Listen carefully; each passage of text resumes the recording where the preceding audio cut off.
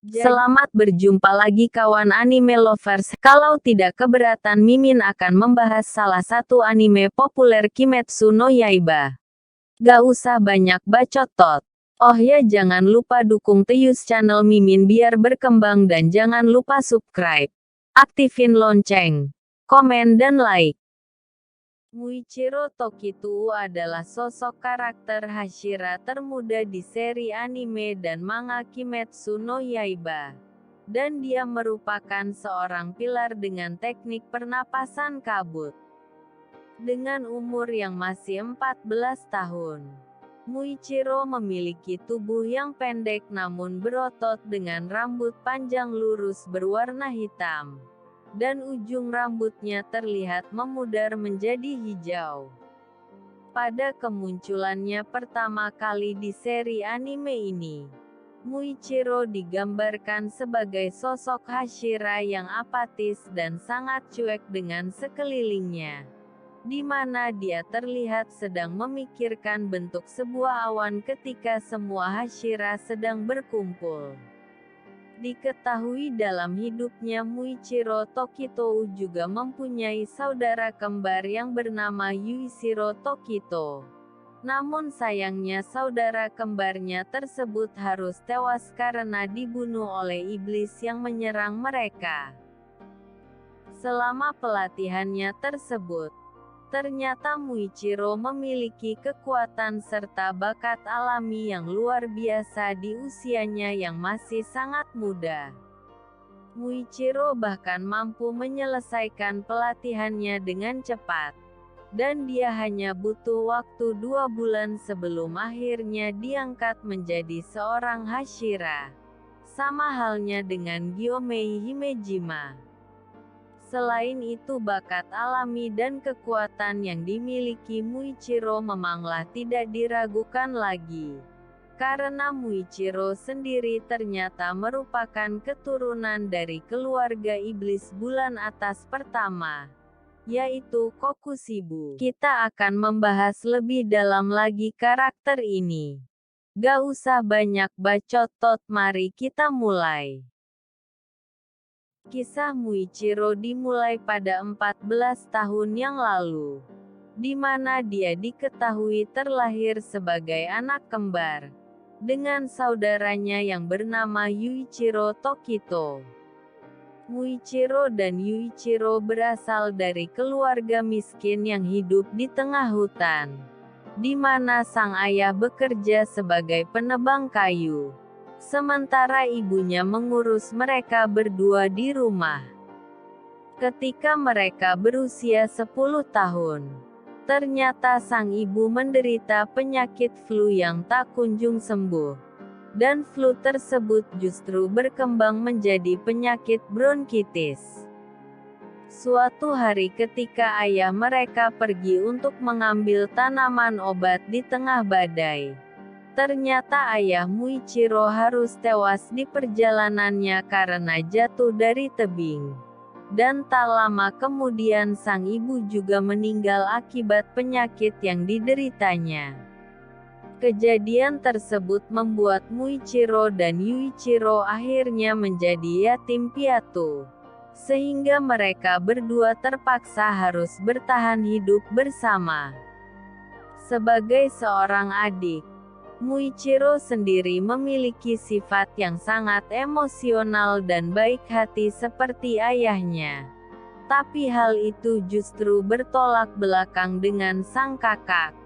Karena Yuichiro memiliki pandangan hidup yang dingin serta apatis dengan sekelilingnya.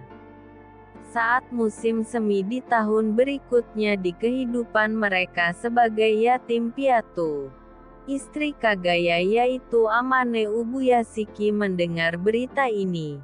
Sehingga Amane kemudian datang merekrut Muichiro dan Yuichiro untuk bergabung di pasukan pembunuh iblis. Meskipun Muichiro dengan senang hati menerima tawaran dari Amane, tapi Yuichiro justru menentang hal itu. Dan Yuichiro bahkan berkata kasar lalu mengusir Amane dari rumah mereka. Amane sempat memberitahu mereka berdua bahwa Muichiro dan Yuichiro sebenarnya adalah keturunan dari keluarga ahli pedang. Namun Yuichiro tidak peduli dengan hal itu karena sikap pesimisnya. Dan dia berkata agar Muichiro berhenti berpikir untuk menyelamatkan orang lain. Hari pun kemudian berganti dan ternyata Amane terus datang untuk mencoba merekrut mereka berdua. Namun Yuichiro tetap bersikeras menolaknya. Dan bahkan dia sampai menyiram wajah Amane dengan air, sehingga membuat Muichiro marah dan mengakibatkan mereka berdua berkelahi. Pada musim panas berikutnya ketika mereka berumur 11 tahun, tiba-tiba iblis datang saat malam hari dan menyerang ketika mereka berdua sedang tertidur. Dan hal itu mengakibatkan Yuichiro kehilangan lengan kirinya saat mencoba melindungi Muichiro. Ketika iblis tersebut semakin mengancam keadaan mereka, tak disangka Muichiro justru mulai kehilangan kesadarannya lalu tenggelam dalam kemarahan. Dan saat dia tersadar ternyata Muichiro telah menghancurkan iblis tersebut dengan semua senjata yang dia miliki. Setelah matahari terbit akhirnya iblis itu terbakar menjadi abu. Dan Muichiro yang sangat kelelahan kemudian berusaha menggerakkan tubuhnya kembali ke rumah untuk melihat Yuichiro. Namun sayangnya Muichiro harus mendapati keadaan Yuichiro yang sedang sekarat. Dan dalam keadaan kritisnya Yuichiro lalu berdoa agar adiknya bisa selamat. Karena dia mengetahui jika Muichiro adalah orang yang baik. Sebagai gantinya Yuichiro juga meminta kepada Buddha untuk menghukum dirinya. Karena selama ini dia telah menghalangi adiknya untuk menjadi orang yang berguna. Mendengar perkataan Yuichiro tersebut membuat Muichiro menangis. Dan dia hanya bisa menggenggam tangan saudaranya ketika Yuichiro meninggal. Tak lama setelahnya, Amane dan putrinya tiba untuk menyembuhkan Muichiro yang terluka parah. Namun sejak saat itu, ketika tersadar Muichiro justru kehilangan ingatannya. Muichiro lalu meninggalkan kehidupan lamanya dan berlatih untuk menjadi pemburu iblis. Karena kekuatan dan bakatnya yang luar biasa, ia dengan cepat mampu naik ke peringkat Hashira hanya dalam waktu 2 bulan saja.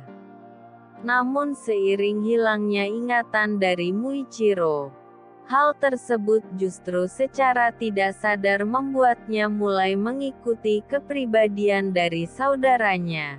Sehingga Muichiro menjadi seorang penyendiri dan memiliki sifat yang cuek dengan sekelilingnya. Selama periode ini dia bertemu dengan Rengoku Kyojuro di pasukan pemburu iblis. Dan Kyojuro berkata padanya bahwa mereka harus melakukan yang terbaik sebagai sesama Hashira. Selain itu Muichiro juga berkenalan dengan mendiang penempa pedang yang bernama Tetsuido. Di mana Tetsuido adalah orang yang membuatkan pedang untuknya. Dan Tetsuido mengungkapkan empatinya terhadap sifat Muichiro yang sulit dipahami. Muichiro diperlihatkan pertama kali saat pertemuan Hashira di rumah Kagaya Ubuyashiki, di mana dia tampak tidak mempedulikan Hashira lainnya dan malah penasaran dengan bentuk sebuah awan di langit. Ketika Tanjiro tiba-tiba menyela perkataan Kagaya di tengah pertemuannya bersama para Hashira, Muichiro dengan cepat memukul kepala Tanjiro dengan menjentikkan kerikil, dan menyuruh Tanjiro untuk tidak mengganggu tuan mereka. Setelah arc Mugen Train berakhir, Muichiro terlihat berjalan menuju ke desa penempa pedang. saat dia menerima kabar tentang kematian dari Rengoku Kyojuro. Ketika sampai di desa penempa pedang, Muichiro berdebat dengan Kotetsu di mana dia harus menghajarnya untuk memberikan kunci dari boneka mekanik Yorichi Zero Shiki. Meskipun Tanjiro berusaha untuk mencegah tindakan tersebut, tapi Muichiro pada akhirnya tetap berhasil mengambil kuncinya dan kemudian memukul Tanjiro hingga pingsan. Setelah kembali tersadar, Tanjiro lalu pergi bersama Kotetsu untuk menonton Muichiro bertarung melawan boneka mekanik tersebut, dan menyaksikan bagaimana Muichiro memecahkan bagian tubuhnya. Meskipun begitu, Muichiro harus mematahkan pedangnya ketika dia berlatih melawan boneka mekanik itu. Dan dia lalu mengambil salah satu pedang milik Yorichi Zero Shiki. Tak lama kemudian, iblis bulan atas yaitu Hantengu dan Gyoko muncul menyerang desa penempa pedang, sehingga membuat Muichiro harus turun tangan untuk melawan mereka. Muichiro bertemu dengan Hantengu dan segera menyerangnya dengan pernapasan kabut bentuk keempat. Meskipun Hantengu bisa menghindar, tapi Muichiro berhasil kembali menyerang dan memenggal kepala Hantengu. Namun kepala Hantengu yang terpenggal justru memunculkan dua tubuh baru yaitu Sekido dan Karaku. Kemudian Karaku dengan cepat menyerang Muichiro menggunakan senjata kipasnya, sehingga membuat tubuh Muichiro langsung terlempar ke hutan. Ketika berada di hutan, Muichiro bertemu dengan Kotetsu yang hendak menyelamatkan Kozo. Tapi hal itu justru membuat Muichiro harus bertarung melawan iblis bulan atas kelima yaitu Gyoko. Ketika Muichiro berusaha menyerangnya, Gyoko dengan cepat mampu menghindar dengan berpindah ke pot yang berbeda. Dan Gyoko lalu mengeluarkan ikan beracun untuk menyerang Kozo dan juga Kotetsu. Muichiro langsung melindungi mereka berdua sehingga membuat sekujur tubuhnya tertusuk oleh jarum beracun. Namun dalam pertarungan itu secara perlahan ingatan dari masa lalu Muichiro mulai muncul kembali. Saat Muichiro berusaha untuk kembali menyerang, Gyoko kemudian menggunakan seni darah iblisnya dengan menjebak Muichiro di dalam pot penjara air. Terjebak dalam keadaan genting dan berhasil melarikan diri dari penjara air tersebut. Akhirnya Muichiro mengingat semua masa lalunya. Dan kemarahan atas kematian saudaranya mampu membuat Muichiro memunculkan tanda pemburu iblis. Setelah hal itu serangan dan kecepatan Muichiro semakin meningkat.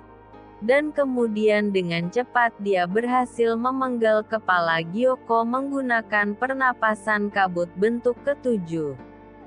Kejadian ini membuat Muichiro sebagai Hashira pertama yang mampu memunculkan tanda pemburu iblis.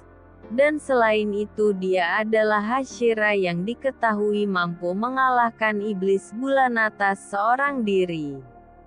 Pada arc pertempuran akhir, Muichiro yang masuk ke dalam kastil Infinity ternyata harus bertarung melawan iblis bulan atas pertama yaitu Kokushibo.